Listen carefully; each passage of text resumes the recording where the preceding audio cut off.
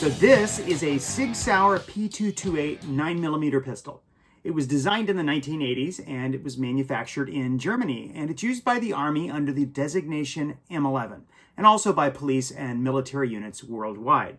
Following on the tradition of Real World guns as the base for blasters in the original Star Wars trilogy, Lucasfilm used the SIG as the base gun for the GLIE 44. They actually used a P226, but it's pretty much the same gun.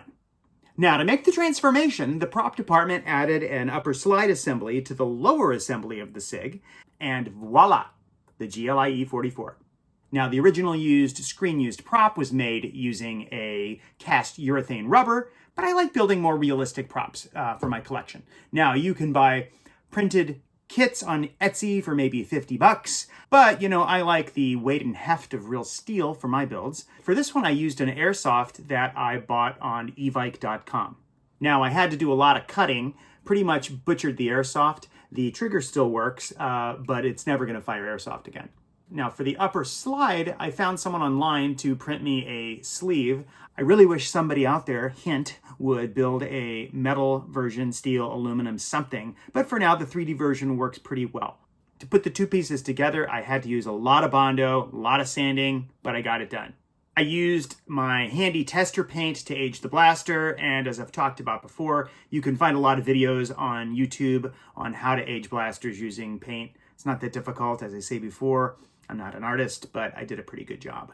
The cost for this build was about 150 bucks. Now, I painted the gun using some really cool paint that I bought from IMA. It's a paint designed to resemble World War II steel.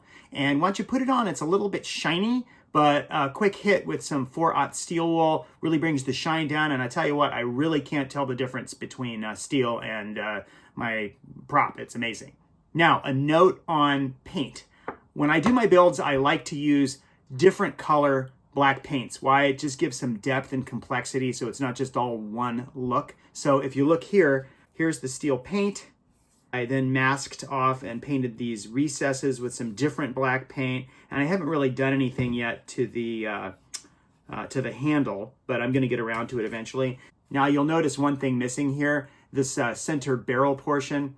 Well, it was part of the 3D kit and I broke it. So I'm gonna use some PVC pipe and cut out a new one. It's not gonna take that long. Again, this build is really easy. There are people online you can find who will build a sleeve. I'm working on one myself right now. And if I get them produced, I'll let you know. I also love to use real metal hex screws. It adds a really nice look to your build. So what I do is I find areas where I wanna put those into the build, and I drill a hole and just screw them in. It's pretty simple. Now, does this gun look exactly like the one they used in the movie? No.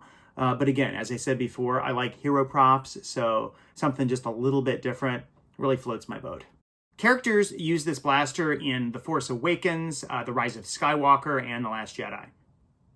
So in summary, the GLIE 44, it's a really cool prop, part of the Star Wars universe, based on a real-world gun, and you can make one for a couple $100 bucks.